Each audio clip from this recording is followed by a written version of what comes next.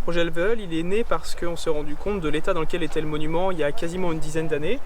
On avait vu, tu vois, il y a des alvéoles qui sont très abîmées, certaines sont cassées, d'autres avec de la végétation qui s'est reproduite dedans. Et on s'était dit que ça rendait pas service à la mémoire des résistants. Et donc on a voulu y intéresser les nouvelles générations, les jeunes. Et on a lancé un projet pédagogique sur lequel on fait intervenir des établissements scolaires de toute la France. Ils retournent sur les lieux qui ont déjà été collectés dans les années 50. Ils refont une collecte de terre, ils documentent leur collecte de terre et tous les ans, au moment de la commémoration annuelle du 22 octobre 41, eh bien on réinsère cette terre-là dans le monument.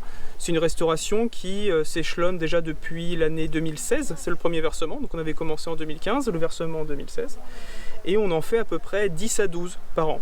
Pour l'instant, il y a 183 alvéoles dans le monument, 300 lieux qui sont référencés, on sait donc qu'on en a pour 30 ans, et dans 30 ans, il faudra commencer à restaurer les premières qu'on a relancées là. Donc c'est un projet qui est pérenne en réalité, le but étant à chaque fois d'intéresser les plus jeunes générations.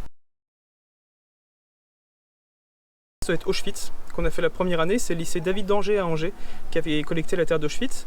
On a fait Sachsenhausen aussi, on a fait Ravensbrück qui sont à l'international, et cette année il y a un versement international aussi, c'est Milan.